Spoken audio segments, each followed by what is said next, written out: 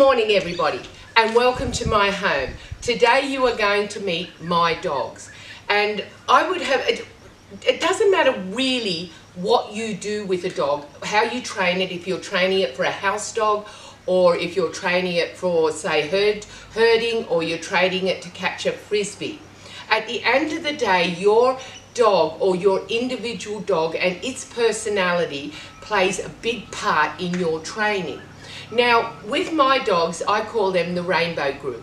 They're called that because I only bred one out of the whole lot. So their personalities are very different.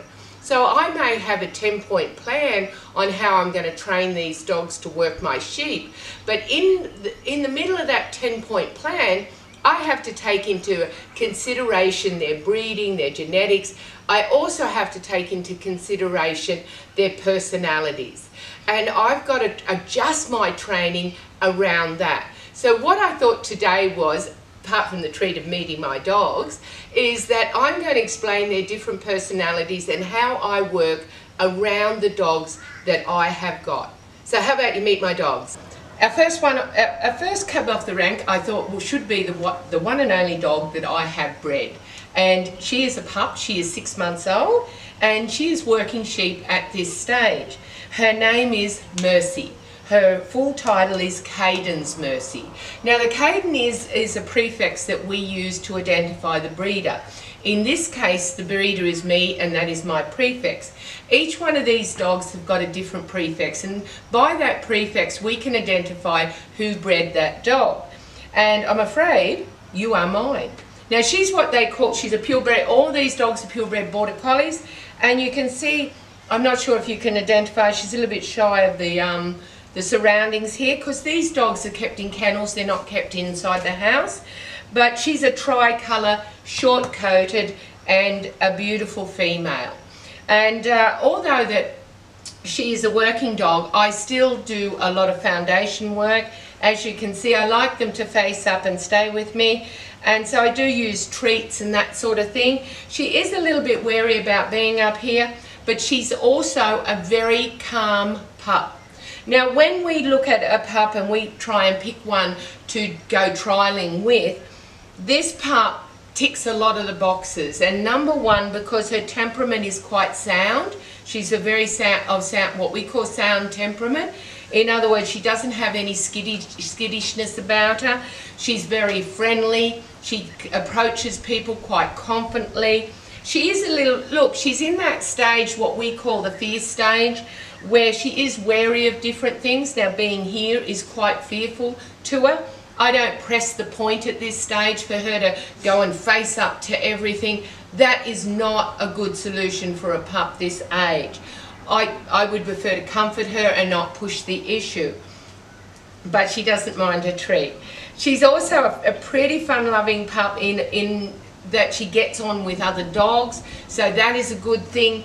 The one thing that she has been shown sheep, the other thing I like about her is that she's got a natural feel for a stock. She doesn't bombastically belt stock around everywhere or do anything naughty. To me, she's got the makings of to become quite a good dog.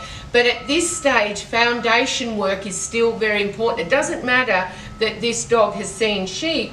I still want her focused on me. I want a good recall. I want to be...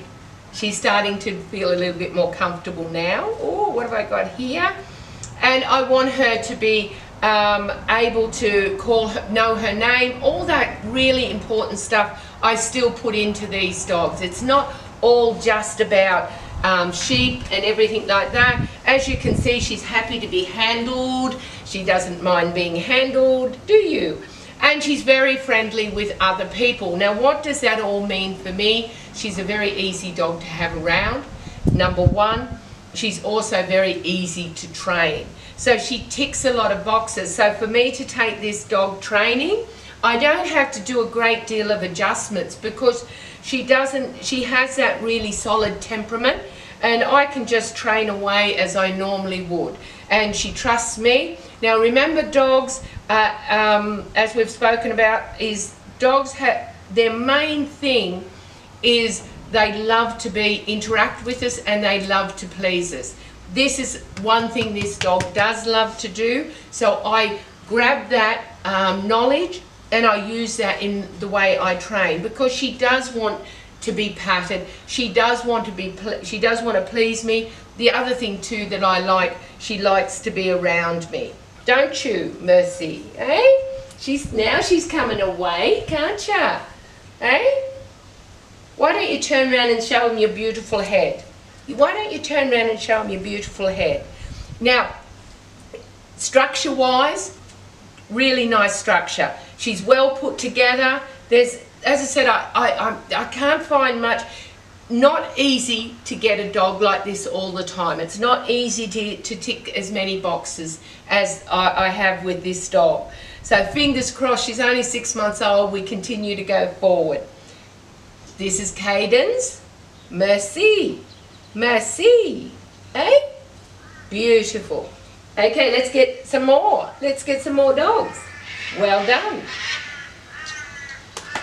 Okay, now the next dog I'd like to introduce you to is Arana. His full name is Dryandra Arana. He's under 2. Again, hey, what's this? What's this? Yes, he's a border collie. He has got English blood in him. He's got New Zealand blood in him. He has got Australian blood in him. Hey, Arana, come here. What are you doing? And he's a completely different personality. Arana, come here. Stay here. What are you doing? He is my big baby, a big fluffy dog. Woo! Come here. Come here. Are you going to show yourself off? Are you going to show yourself off here? Now, Arana has an absolute outgoing personality. He loves people, loves work. He is a beautiful, beautiful temperamented dog. But there is parts in his training, as you can see, he's high arousal, and he does a few things that aren't right. And when you look back in his genetics, you will find that the reason behind it is in his genetics. Here, come here. He's got a high, what we call an extremely high work ethic. In other words, I still expect certain behaviour from him, but often I struggle to get it, don't I? He's a beautiful work dog to train and everything like that. He doesn't know how to switch off. No switch off on this dog, none at all. In other words, he will keep going and trying to go to sheep. His work ethic is higher than his food, what he wants for food. It's #1. I think I'm #1, but sheep are second. He's driven, really big-hearted dog. He gets on with other dogs. He's a real softie, which means that although he's very immature. Now, I can have a 10-point plan. Now, being that he's very immature, I have to take his training a lot slower. Often I have to train one thing about 10 times because it doesn't sink in, does it? It doesn't sink in. He's a little bit of a dumb bum, aren't you? Eh? Now, gorgeous personality, this dog. Absolutely gorgeous. Loves you to death. Now, he's also a little bit what I would call, here, Arana, come here. There's no sheep today. Here, Arana, come here. You've already worked sheep. Now, he loses his confidence quite easily. He is confident, but he loses it quite easy. So what that means is that he needs a little bit more attention than the other ones do. He really thrives on having that attention. So I like to give it to him, because the more confidence he gets, the better he works out there for, yeah, come here, you little turkey, hey? The better he works for me. But he does get away with a bit of blue murder, by the way, because he loves cuddles. He loves cuddles. And you know, this is how you treat dogs a little bit differently at times, because his ability to work is so high that I have to keep calling him back, and like his want to work is such a pain in the ass. But there's so many good points about him that you can't help but love him. He's the most beautiful, beautiful dog. Now, he's also the father of that lovely calm dog.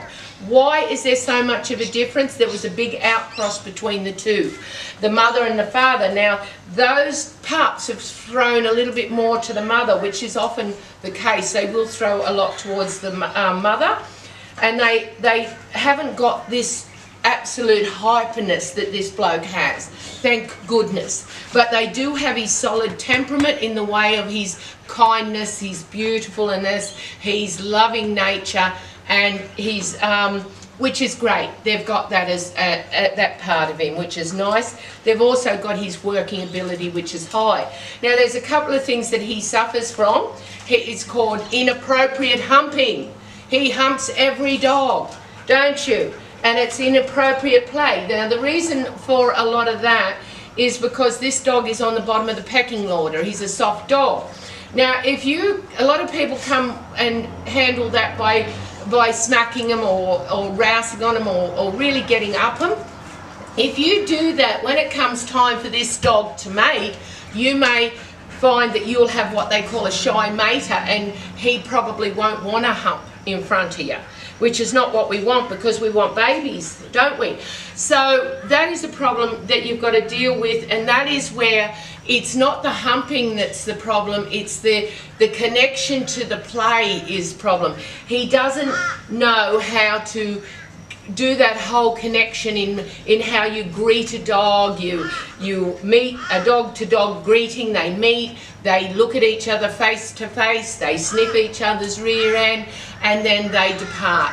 He doesn't know how to do that. He doesn't know how to disengage from it. He goes through the cycle, and then when it comes to the sniffing of the back end, he automatically goes to the hump, and it becomes inappropriate. The other dog gets the cranks with him, and he gets himself into all sorts of bother. So I've been working on his ability to disengage from the environment, from the sheep, and also from the humping. So, which is important. You've got to, as I said, when you look at a problem, you've got to break it down, find out why he's doing it, and then put the solution in. So that's one of his only drawbacks, and other than that, beautiful dog, very happy with him. And he's a lovely work dog. Hey, yes! Arana, Dryandra Arana. Yes! Come on, let's go. Funny enough, he doesn't hump people. Come on, let's go. Okay, who have we got here? We have Flowers Rain. He's nearly coming up to 12 months old, and he's probably the youngest dog I've got in training other than the little pup who's starting. I've got also his brother, which is Flowers Stone. So I've got two of them. This one's Try, which is the 3 colours, and the other one's black and white. Now, I probably won't show you Stone, because you'll be sick of my dogs as it is. But this bloke he's a lovely dog. He's a friendly dog, he's a soft dog, he has there's no harm in this dog. But he has got some quirky behaviours, and one of them, when I got him, was, as you notice, I play a game of tug. Now, when I first got this dog, he mouthed me something chronic, and he quite hurt me doing it. So I had to work out how to get rid of the mouthing, because it was, apart from hurting you, it was bloody annoying. So I introduced tug to him. He loves tug. Now, a lot of people are going to say, oh gosh, isn't that going to make him worse? No, it didn't make him worse. It's a bit like the chook and the egg. What come first? He mouthed before he tugged. So tugging didn't cause the problem, but it did fix the problem. In other words, that he had something to play with, and when if the tug toy's away and he does mouth me, which is very rare now, all I say to him is, if he hits, I'll go, oh, oh, because he doesn't want to hurt me. He doesn't want to upset me. His main aim is to please me. So that is one of his little behaviours. The other one is he's not overly friendly to people. Now, when I say that, he is not aggressive. Him and his brother are very one-owners, and they don't like being approached by other people. Now, the old-fashioned way was to take a dog like this and show him 100 people. You know, take him and show him people with umbrellas and gosh knows what. Take him to Bunnings. No, that does not work. The other thing that does not work is offering your hand to dogs like this. What I've done with him, and he's really good with people now, I do take him to the park, but I am very cautious of you know, that it's not too much for him. In other words, I don't want a whole lot of people there or dogs. You better stay. I know there's a toy over there. Rain, stay here so people can look at how beautiful you are. So yeah, yeah, I don't want I don't want to over stress him or over face him and make that, you know, make him face up to it, because he has got a little bit of fear of people. Now, there's two types of fear, as you know. Once they get fear, they either do two things. They either flight or fight. He has got no aggression, neither has his brother. They both have a little bit of a cautious on people. So what I do with him is I don't allow people to approach him. Don't offer your hand to dogs like this. Now, he's okay, he's just going to run. Other dogs will attack. You'll get bitten. And you're also getting in their space. I allow him to go to people. Now, it might be the first visit, I've got friends over, he won't go to them. The second visit may not. Third, he will then go to them. I just tell people, just act normal around him. Don't stare at him, don't offer your hand, don't try and pat him. Let him come to you. 9 out of 10 times he will come to you. And then once he does, the next time you come, he's all over you like a rash. He's terrible, aren't you? You love him to death then. So, you know, he has got that little bit of a quirky behaviour. Now, I'll tell you something about this idea of offering the hand. It is a very old-fashioned idea. Again, we learn from science and we learn over time how to do things better. I had a dog, and I looked after a dog years ago and worked with it, and it had a fear aggression problem. Now, this dog was quite aggressive, and I went to pick the dog up from the owner, and I said to her, you know, I'd like you to load the dog. I don't want to load the dog, it doesn't know me from a bar, so I'll take it home and then I'll slowly work on it. Now, she said, no problem, I'll just go in and get changed. The dog's about this far away from me, and back then we were taught to always offer the hand. Now, as soon as that owner went into the bedroom, it went me. Oh my gosh. I just went like that, and I moved my hand quickly. Luckily, I wasn't looking at the dog, and luckily I did not react. That dog stood there and showed its teeth the whole time that lady was getting dressed. Now, if I had screamed or jumped or did anything, that dog would have had me, would have absolutely had me. So it doesn't work because you're getting in their space. They don't want you in their space. They're scared of you. So the best thing to do is totally ignore them. Just act normal. If you're visiting someone and they've got a dog, speak to the person, wait for the dog to come to you, then pat it. You know, there's no such thing as a dog whisperer. So, you know, people think, oh, I love dogs, they automatically love me. No, you've got to know the history. And when you go training, it is very important to know the history of your dog. It's also important to know their temperament and exactly how to deal with them. It's with me treating dogs and people, I always look at the owner as well. It is a combined thing. Well, I'm the owner, so yeah. And honestly, a lot of dog problems don't come from anything else but owner issues, and you can solve them quite easily. So anyhow, Rain is a lovely dog. As I said, he's got a few quirky behaviours. He does this other thing, he rounds you up. We work with that because it's an attention thing, so you don't acknowledge that attention. But what I do with him is I give him a little bit one-on-one attention. He needs that. He needs that little bit of extra care. Now, the other thing with this dog, because he has that little bit of a quirky behaviour, when I train him very different. Not a lot of correction, a lot of confidence building, and I'm careful how much I press him. So again, you know, you've got to be a little bit, what do you got there? If you don't know the temperament, oh, you bit through it. Look at that. You've wrecked it. This is a puppy tugger, not one that I usually use for him. And look what he's done. He's buggered it. That's okay. We can make plenty more. They're made out of t-shirt material. They're fantastic. Hello. And this is Flowers Rain. Again, a different sort of dog, a quirky little puppy, but a beautiful pup. If you know how to work with him, you have no problems at all. Do you? Oh, yes, we don't. We don't. Not a problem. Good boy. Okay. Hello. Who have we got next? We've got a lovely little female here called Coda. Now, Coda is half English and half Australian. And she's got, again, quite a good personality. There's nothing wrong with her temperament and that. She greets people quite fine. She's not scared of many things. She is not what I call a optimistic dog. She's a little bit pessimistic. She looks at things and a little bit wary of them, but not too bad. It's just enough to probably, it's there in the back of my mind that that's the way she is. Beautiful dog. She gets on well with other dogs. She likes her food too a lot. She does suffer a little bit from what we call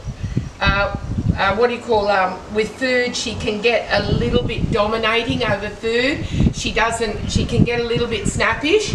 Now a lot of people would say, oh, you know, you should do communal feeding and that would stop that. No, it doesn't. There's plenty of other ways. In other words, communal feeding has been known to cause more issues than solve them, so that's not the solution. How I work with her is to hand feed so that she doesn't control her food all the time, and sometimes she has to wait a little bit for her food. And then I have other people around. If she snaps or anything at the other dogs or something like that, that's the end of her feed time for a while, until she learns that that behaviour is not acceptable.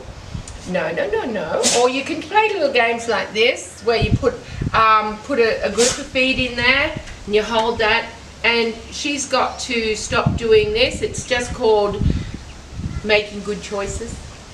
And until she stops that, you don't open it up. And when you do open it up, if she goes at it, you close it until she gives you a behaviour or something. Oops, I dropped it. That's no good. Like that. Also, that often works. Now, as for training with her, as I said, oh, Coda, come here.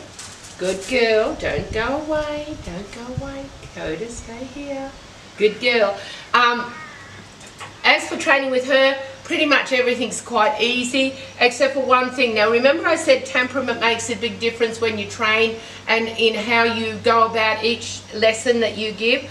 Also, physical problems do affect her. She's 20% blind in one eye from an accident.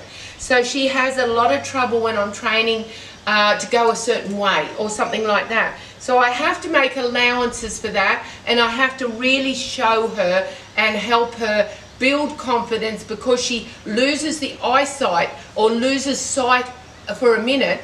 What happens is that she comes in too tight on the sheep, or she hits a bit of a panic button, and she loses that absolute confidence to just take her time.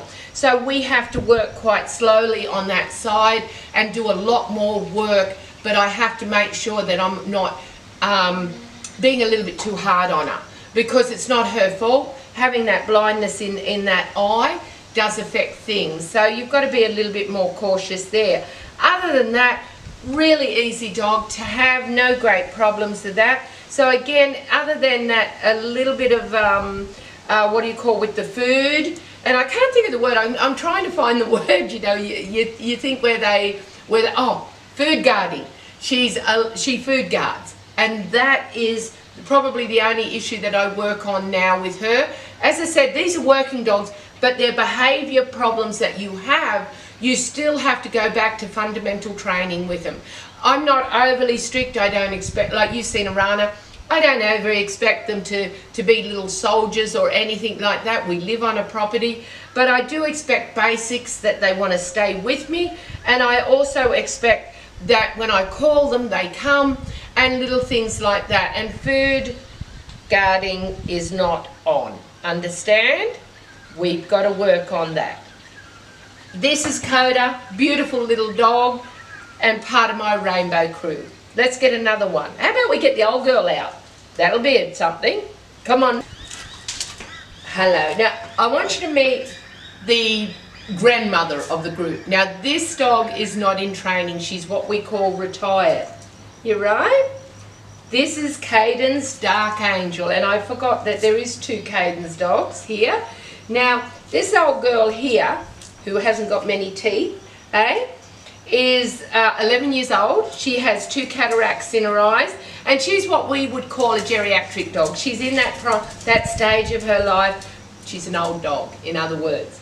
So what do you do with old dogs? You love them. And this dog here is an open 3 sheep trial champion. She has worked sheep, she has worked cattle, she's done a lot in her life, and she's taught me a lot about dogs. Now she fought here, Angel, she's also a little bit deaf, good girl. Angel also taught me that dogs can form friendships and they can also grieve. She worked with a dog called Caden's Karma for many years, and Karma died of a brain tumour. And she sat with that dog for 2 days before Karma died in her kennel, and then she mourned her afterwards. And dogs can form friendships and they can also dislike each other. Now, what we do wrong is we expect all dogs to love each other, and they don't have to. They just have to get on. And that's how you run a multi-dog household, is by knowing all their personalities and accepting them as individuals, and you will find ways of getting them all to get on. And some of them, as I said, form very close bonds, like she did with Karma. They cycled together, they had pups together. She actually raised Karma's pups once when Karma couldn't feed them. So there was a lot of history between the two dogs. What do you do with geriatric dogs? What I do with her, she's a pest. Honestly, no, she's not. She's gorgeous. I love her to death. But every now and then she'll come down to the training ground and she'll say, hey, I feel like working a few sheep today. And I'm always busy, and I'm thinking to myself, oh, no, not today, Angel, no. If you don't make the time for these dogs, they will go senile. They will deteriorate very quickly. Like this morning, I was training all of my dogs this morning on sheep. Here comes Angel down, and I'm running, you know, it's a little bit like it looked like rain, running out of time. Here comes Angel. She wanted to have a go on the sheep. So what do? You don't send her home, you give her a go. You keep them going, keep them active, keep their mind stimulated, make some of the games that you play orientated to their age, you know, so that you don't go, you know, throwing balls and ripping muscles and stuff like that. But you can still do plenty of things with these dogs. Now for her main thing is working sheep. So when she feels up to it, I make sure that she always has a turn. Old dogs are beautiful. You've got to have one in all your group. This is our old dog. We love her to death. Hey, what do you reckon, Dark Angel? Hey? There. Hello. Well, hopefully I've kept the best till last. This is Kamara Luna, and Luna is the most beautiful, unusual dog in my rainbow litter. She's also the eldest of my working dogs. She is 2, aren't you?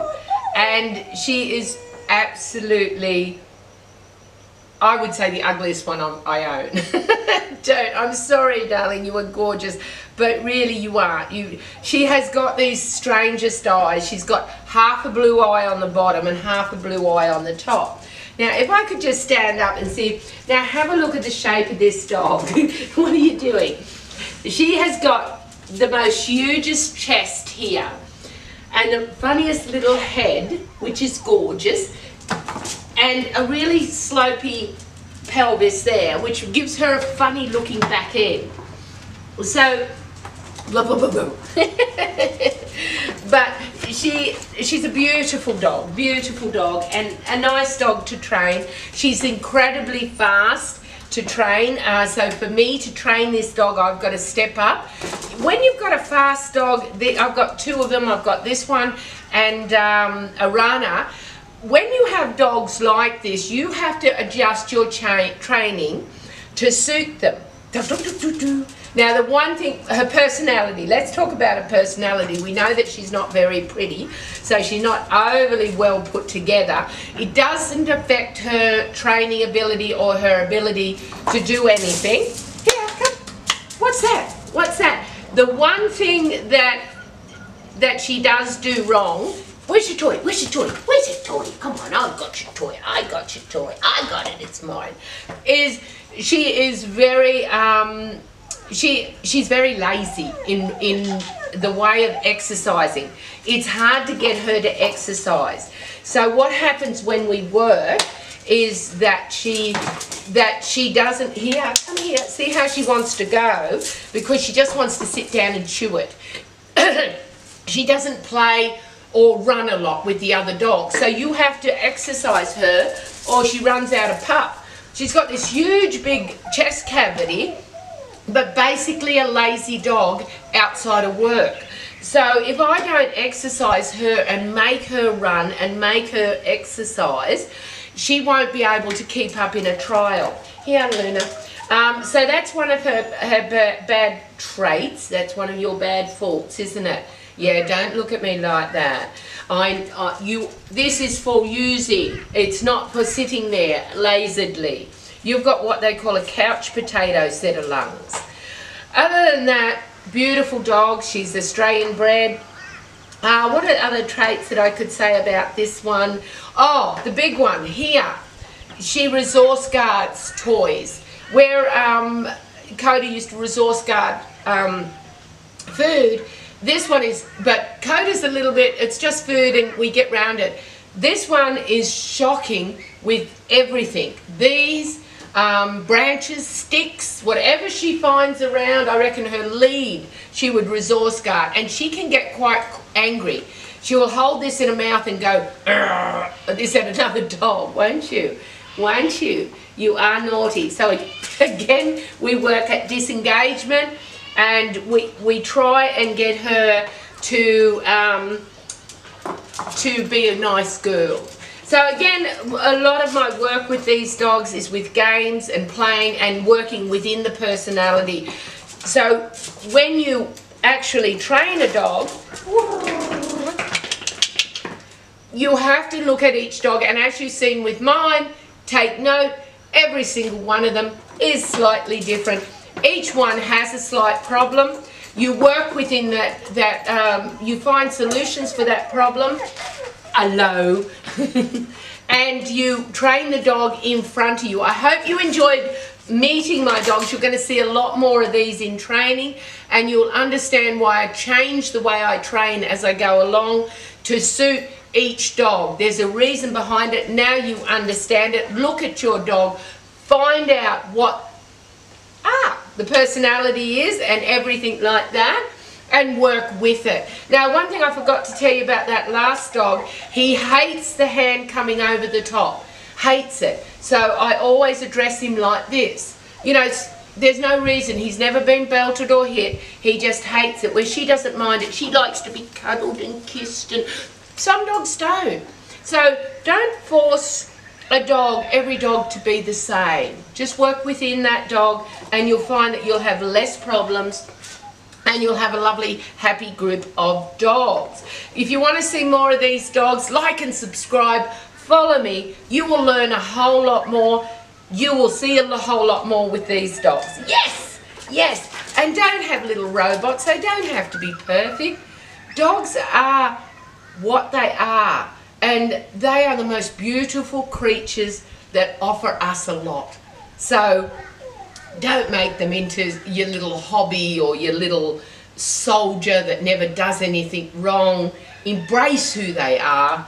Train them, yes. They have to know boundaries. Enjoy them. But don't take away the fact that these creatures, these animals, are gorgeous just the way they are. Aren't you? Like and subscribe, follow me, and let's do some more training. Okay. More training. More training. Yes. Yes.